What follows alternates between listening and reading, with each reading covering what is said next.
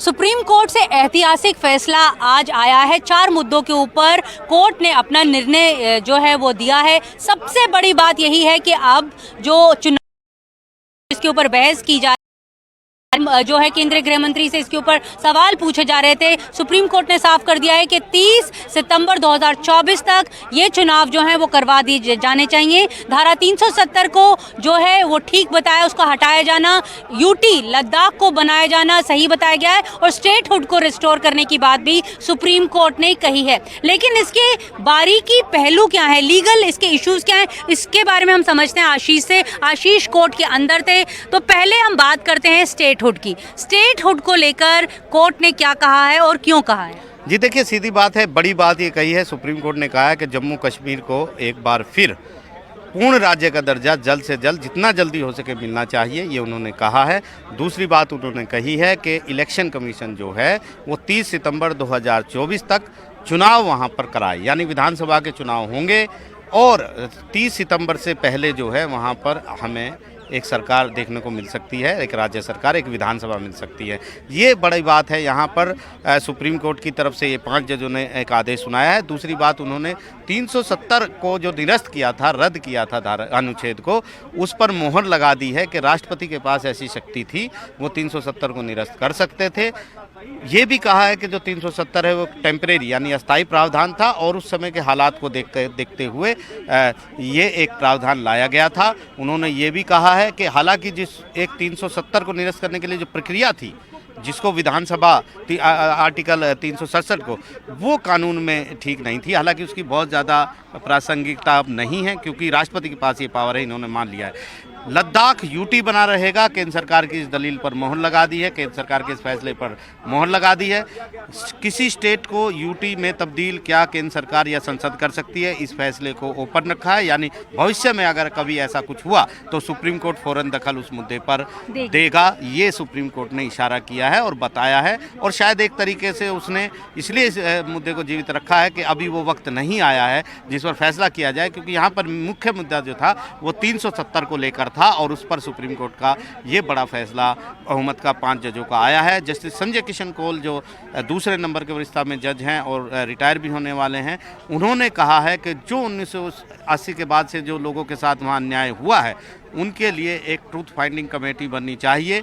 वो कमेटी किस तरीके से काम करे, ये केंद्र के ऊपर छोड़ा है। तो कहीं ना कहीं एक बड़ा और ऐतिहासिक फैसला यहाँ आया है। बहुत सारी उम्मीदें लेकर याचिकाकर्ता आए थे, लेकिन कपिल सिब्बल ने सुबह ट्वीट में करके फैसले से पहले इशारा किया था कि शायद पूरी तरह जीत नहीं होगी। लेकिन फिलहाल बड़ी राहत सबके लिए ये है कि वहाँ पर चुनाव होंगे और जम्मू कश्मीर एक बार फिर राज्य की तरह वापस लौटेगा। यहाँ पर हम आपको थोड़ा सा एक्सप्लेन करने की कोशिश करते हैं कि जम्मू कश्मीर में कई बार जो है गवर्नर्स रूल लग चुका है। आखिरी बार 2018 में 20 जून को गवर्नर रूल लगाया गया था, जब वहाँ पे जो कोएलिशन सरकार है गिर गई थी।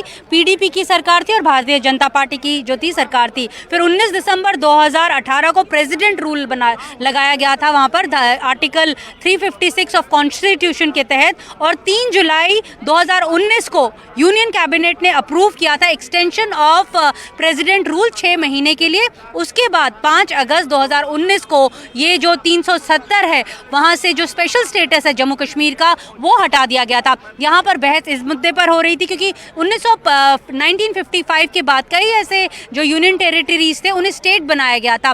पिटिशंस में कहा गया था कि गोवा, हिमाचल प्रदेश, मणिपुर, त्रिपुरा, आंध्र प्रदेश, मिजोरम जो है उन्हें कन्वर्ट किया गया था यूटी से जो है स्टेट पे। लेकिन जम्मू कश्मीर शायद एक पहला ऐसा जो राज्य था जिसे डाउनग्रेड किया गया from a state to union territory. यही बात मैं फिर पूछूंगी आशीष, ये जो बात बोली गई है कि ओपन रखा गया है, इसके क्या मायने हैं? इसके सीधे मायने हैं कि सुप्रीम कोर्ट ने पूछा भी था और ये बड़ा सवाल था, और केंद्र से पूछा था कि आपने किस शक्ति से ऐसा किया, संसद के पास ये अधिकार कहाँ से आया, कहाँ संविधान में ऐसा लिखा है कि आप किसी स्टेट को तोड़ के जो ये यूटी बना देंगे। तो इस मुद्दे पर उनका ये कहना था कि देखिए, यहाँ की स्पेशल स्टेटस कश्मीर का जो मामला था उसको आप किसी और के मुद्दे के साथ नहीं देख सकते। यहाँ की सिचुएशन अलग थी, यहाँ पर हालात अलग थे। तो इसलिए उन्होंने ये भी कहा केंद्र सरकार ने ऐसा कहीं होने नहीं जा रहा है कि किसी और स्टेट को हम तोड़ के केंद्र शासित बना देंगे। लेकिन उन्होंने कहा है, ठीक बात है, लेकिन सुप्रीम कोर्ट को कहीं ना कहीं लगा है कि ये सिचुएशन कभी ना कभी भविष्य में आ फेडरल सकती है स्ट्रक्चर को और संघीय ढांचे को बचाए रखने के लिए वहाँ जरूरत सबसे ज़्यादा सुप्रीम कोर्ट की पड़ेगी कि जब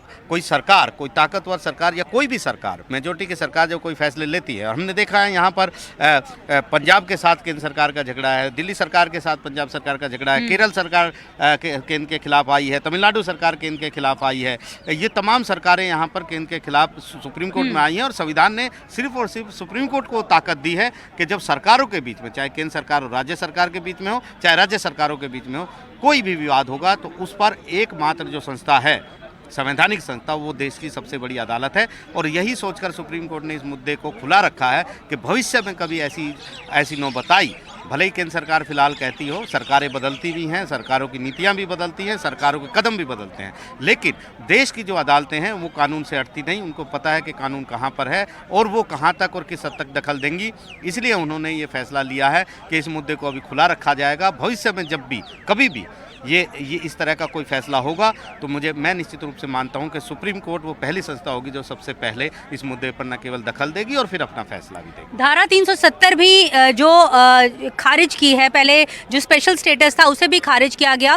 हालांकि जो केंद्र सरकार है बार बार ये दलील देती रही है, कई बार हमने केंद्रीय गृह मंत्री को सुना है कि हालात जो हैं वो जम्मू कश्मीर में 370 हटाए जाने के बाद बहुत बेहतर हुए हैं। उन्होंने एग्जाम्पल्स दिए, अभी जो रीऑर्गेनाइजेशन का जो एक डिबेट चल रहा था लोकसभा में, उन्होंने एग्जाम्पल्स भी दिए जिसमें उन्होंने कुछ आंकड़े भी दिए थे। उन्होंने बताया कि किस लिहाज से हालात बदले हैं। टेररिज्म की हम अगर बात कहें तो उनका कहना था लगभग 69% जो टेररिज्म इंसिडेंट्स हैं वो कम हुए हैं।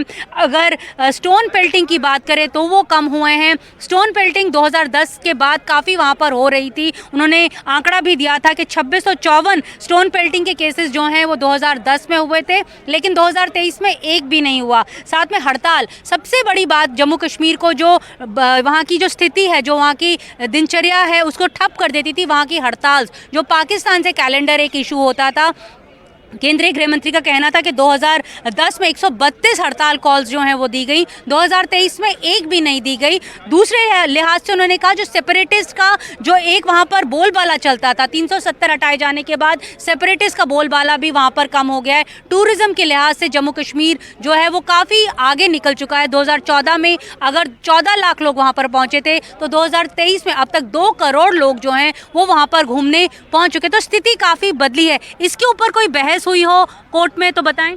जी बिल्कुल, इस पर बहस हुई थी और यहाँ पर केंद्र सरकार ने एक एफिडेविट फाइल किया था और ये तमाम चीज़ें दी थी।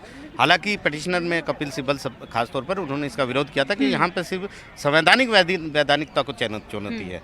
ये संविधान पीठ है, ये आपके आंकड़े नहीं देखेगी कि उसके बाद क्या हुआ है। आप ये कह के जस्टिफाई नहीं कर सकते कि कश्मीर में आतंकवाद खत्म हो गया है, स्ट्राइक नहीं हो रही है, लोगों को उनके अधिकार दिए गए हैं, देश के बाकी नागरिकों के जैसे मौलिक अधिकार अब कश्मीर के लोगों को भी हैं और वो हेल्थ को लेकर, स्कूल्स को लेकर, शिक्षा को लेकर अब बेहतर हो गए हैं। ये तमाम आंकड़े सुप्रीम कोर्ट ने शुरू में माना था इस बात को कि वो इस एफिडेविट को रिकॉर्ड पर नहीं लेंगे, लेकिन बहस में ये मुद्दा आया था।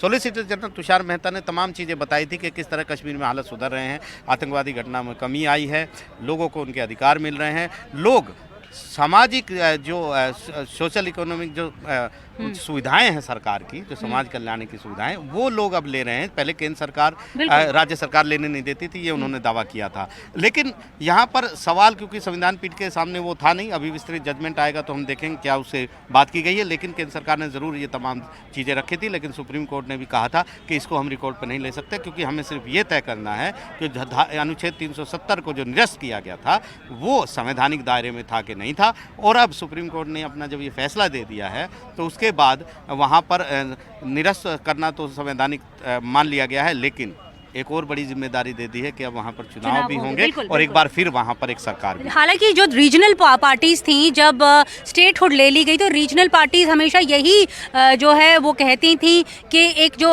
उमर अब्दुल्ला जो फॉर्मर चीफ मिनिस्टर हैं वहाँ के, वो कहते थे कि एक फिक्स्ड मैच चल रहा है इलेक्शन कमीशन और सेंटर के बीच में। जब भी उनसे पूछो कि चुनाव कब होंगे तो एक दूसरे की पाले में वो बॉल जो है वो फेंकते रहते हैं। तो लेकिन जो अब ये बात सामने आई है सुप्रीम कोर्ट की तरफ से कि 30 सितंबर 2024 तक जो चुनाव हैं वो करवा दिए जाएंगे और इलेक्शन कमीशन को जो है निर्देश भी दिए गए हैं सिक्योरिटी अरेंजमेंट्स को लेकर करने के लिए। ये मेरे हिसाब से ये सबसे बड़ी बात है जो अभी तक सामने आई है, क्योंकि बाकी के मुद्दे तो पार्लियामेंट में भी डिस्कस हो चुके हैं। जी बिल्कुल, लेकिन इतने सारे सवाल आपने मुझसे पूछे हैं, मेरा भी एक हक बनता है कि आपसे एक सवाल पूछूं। नीता, बहुत साल से मैंने देखा है आप कश्मीर को बहुत शिद्दत से कवर करती आई, हर तरह की घटनाएं में, चाहे वो अमरनाथ हो चाहे आतंकवादी घटनाएं हो। ये 370 हटने से पहले और 370 को से पहले और निरस्त करने के बाद कश्मीर में क्या कुछ बदलाव आपने देखे हैं? मैं आपसे पहले जानना पहले तो मैं आपको इस पे एक होम मिनिस्ट्री के आंकड़े थोड़े से बताना चाहूँगी। ये मुझे पता था ये कोई ना कोई मुझसे पूछेगा, तो इसलिए मैं पहले से ही जो थी रेडी थी। आफ्टर 370 जब रिवोक हुआ है 2019, 5 अगस्त 2019 को रिवोक हुआ है, तो लगभग 4 साल हो चुके हैं। तब से अगर हम टेरर रिलेटेड इंसिडेंट्स की बात करें, उससे पहले 4 साल जहाँ पे 765 इंसिडेंट्स हुए थे, अब 370 हटने के बाद 455 हुए हैं, यानी 3/4 जो हैं वो कम हुए हैं। अगर हम बात करें अटैक ऑन सिक्योरिटी फोर्सेस और पेट्रोल के ऊपर, पहले 572 हुए थे, अब 299, अगेन 50% जो है वो डिक्लाइन हुआ है। अटैक ऑन सिविलियंस की अगर हम बात करें, ये बात जो है हमेशा बात चर्चा में रही जाती है। 193 इंसिडेंट्स पहले हुए थे, अब 156 हुए हैं। इसके ऊपर मैं यहाँ पे एक्सप्लेन ये करना चाहूँगी कि ये टेररिज्म बेशक से कम हुआ है, ख़त्म नहीं हुआ, क्योंकि फॉरेन टेररिस्ट जो पाकिस्तान से टेररिज्म आ रहा है वो अभी भी आ रहा है। हमने अभी भी देखा कि कितने आतंकी जो हैं वो लगातार मारे गए, तो वो पूरी तरह से ख़त्म नहीं हुआ है। तो लेकिन स्थिति, लोग जो हैं वो वहाँ पर वो इंटीग्रेट हुए हैं, लोग बाकी लोगों के साथ, लॉज आई हैं उनके साथ वो इंटीग्रेट हुए हैं। तो क्या चेंजेस, इसके ऊपर क्या क्या बहस हुई, मुझे थोड़ा वो समझाएं। देखिए, ये सब बहस हुई कि टूरिस्ट बढ़ गए हैं, करोड़ों टूरिस्ट आने शुरू हो गए हैं, वहाँ पे एजुकेशन बहुत अच्छी हो गई है, वहाँ पर बेसिक स्ट्रक्चर्स जो हैं, बेसिक जो मूलभूत सुविधाएं हैं, चाहे वो सड़कें हों, फ्लाईओवर हों, अस्पताल हों, स्कूल हों, वो बन रहे हैं। लोग जो हैं वहाँ के अब वो सारे अधिकारों का आनंद उठा रहे हैं जो देश के दूसरे नागरिक उठाते हैं। ये केंद्र सरकार ने कहा था, लेकिन ये जो अदालत है ये कागज़ों पर ज़्यादा जाती है कि फैक्ट क्या है, क्योंकि किसी को ये नहीं पता ग्राउंड रियलिटी क्या है। यहाँ पर बहुत सारी जो पार्टियाँ, खासतौर पर रीजनल पार्टियाँ और जो कश्मीर के लोग हैं वो हमेशा से विरोध करते आए इस पूरे इसका। लेकिन अब सुप्रीम कोर्ट ने उनको एक मौका दिया है कि अब वहाँ पर चुनाव होंगे, वो अपनी बात रखेंगे। उस बात से जब जिस तरह से लोग वहाँ पर वोट देंगे, चुनेंगे सरकार, उससे तय हो जाएगा कि वो लोग किस तरफ थे वहाँ के लोग। लेकिन सवाल ये था, जब देश की सबसे बड़ी अदालत कह रही है कि जब जम्मू कश्मीर का भारत में विलय हुआ तो वो पूर्ण संप्रभुता नहीं दी थी उसने, यानी वो पूरी तरीके से नहीं आया था, वो शर्तों पे आया था अपने कि मैं सिर्फ इन चीज़ों में आपके साथ हूँ, डिफेंस में, कम्युनिकेशन में, 3 चीज़ों में। लेकिन यहाँ पर ये बात जो सरकार भी कह रही थी कि उस समय संपूर्ण जो संप्रभुता नहीं थी, सोवरेंटी नहीं थी। 370 को हटाने के बाद अब जम्मू कश्मीर पूरी तरह से भारत का बन रहा है और भारत का संविधान यहाँ पर लागू होगा, भारत का कानून यहाँ पर लागू होगा, भारत का क्रिमिनल जो आपराधिक कानून है वो यहाँ पर लागू होगा। मैं आपको बताऊँ, इसी अदालत ने 2014 या 15 में एक बहुत बड़ा ऐतिहासिक फैसला दिया था, जो इस कड़ी में एक हम ये कहेंगे कि वहीं से ये शायद ये शुरू हुआ। Justice T R Thakur chief justice बने बाद में, उनके संविधान पीठ ने एक फैसला दिया था कि भारत में कि देश के बाकी हिस्सों में जो क्रिमिनल केस हैं वो जम्मू कश्मीर ट्रांसफ़र हो सकेंगे और जम्मू कश्मीर के जो फैसले हैं, जो मामले हैं, ट्रायल हैं, मुकदमे हैं, FIR हैं, वो देश के किसी भी हिस्से में ट्रांसफ़र हो सकेंगे, क्योंकि उस समय जम्मू कश्मीर में रणवीर पेनल कोड चलता था और भारत में इंडियन पेनल कोड चलता था, IPC, इसलिए डिफरेंस था। लेकिन सुप्रीम कोर्ट ने ही ये व्यवस्था दी कि भारत में ऐसा नहीं है कि कश्मीर के केस उससे पहले कभी ट्रांसफ़र नहीं होते थे भारत के किसी हिस्से में, और भारत के कोई भी केस ट्रांसफ़र नहीं होते थे कश्मीर में। तो सुप्रीम कोर्ट ने उसकी शुरुआत सबसे पहले यहाँ पर की थी कि कोई भी क्रिमिनल केस कश्मीर से, आपने देखा होगा कठुआ रेप केस इसी तरह पंजाब में ट्रांसफ़र हुआ जम्मू से, अगर वो फैसला नहीं होता तो कोई सुप्रीम कोर्ट भी वो फैसले उसको ट्रांसफ़र नहीं कर सकता था पंजाब में। तो ये एक बड़ा उदाहरण है कि अब सुप्रीम कोर्ट ने भी कई केंद्र की इस दलील को माना है कि पूर्ण संप्रभुता नहीं थी। रही बात पेटिशनर की, वो ये बिल्कुल ये मानते हैं कि ये तरीका बहुत गलत था, ये एक अवैध तरीके से ये किया गया। लेकिन अब क्योंकि ये तो उन्होंने माना था कि जम्मू कश्मीर भारत का अभिन्न अंग है, ये पहले दिन से वो कह रहे थे, लेकिन सवाल ये है कि किस तरीके से किया गया, उन पर उसको आपत्ति थी क्योंकि विधानसभा भी नहीं थी, वहाँ के लोगों की राय नहीं ली गई। अब एक बड़ा फैसला आ गया है, इस फैसले की तमाम अगर लबोलबाब को देखें तो जम्मू कश्मीर के लोगों को अपनी सरकार चुनने का मौका मिलेगा, केंद्र सरकार का दखल वहाँ पर ख़त्म होगा क्योंकि ये राज्य की अपनी सरकार होगी और जम्मू कश्मीर राज्य, लेकिन पूरी तरह नहीं, लद्दाख को छोड़कर जम्मू कश्मीर एक बार फिर पूर्ण राज्य के तौर पर मुझे लगता है सितंबर 2030 तक खड़ा होगा। बिल्कुल, ये एक बहुत बड़ा फैसला है जो सुप्रीम कोर्ट ने सुनाया है कि चुनावों को लेकर वहाँ पर, क्योंकि वहाँ की जो रीजनल पार्टीज़ हैं वो कह रही थी कि उनको हक नहीं मिल रहे हैं, वो बाकी राज्यों की तरह जब अलग अलग राज्यों में इलेक्शंस होते हैं वहाँ पर चुनाव नहीं हो रहे हैं, लेकिन अब सुप्रीम कोर्ट ने एक डेडलाइन जो है वो दे दी है, 30 सितंबर 2024 तक जो है वो चुनाव वहाँ पर स्टेट असेंबली के करवाने ज़रूरी होंगे। सुप्रीम कोर्ट ने डेडलाइन दे दी है और इलेक्शन कमीशन ऑफ इंडिया को इंस्ट्रक्शंस दे दी हैं। तो उम्मीद की जानी चाहिए कि आने वाले दिनों में, हालांकि जो पॉलिटिकल एक्टिविटी थी वो पिछले कुछ महीनों से जम्मू कश्मीर में काफ़ी तेज़ हो गई थी, सभी पॉलिटिकल पार्टीज़ दावा कर रही हैं कि वो रेडी हैं चुनावों के लिए। तो लोकसभा चुनाव पहले होंगे और फिर जो स्टेट असेंबली के चुनाव होंगे वो भी वहाँ पर जल्द करवा जाएंगे। लास्ट डेट जो है वो 30 सितंबर 2024 की है। तो शुक्रिया दोस्तों मेरे साथ और आशीष के साथ जुड़ने के लिए। आज के लिए सुप्रीम कोर्ट से हमारे साथ इतना ही, शुक्रिया।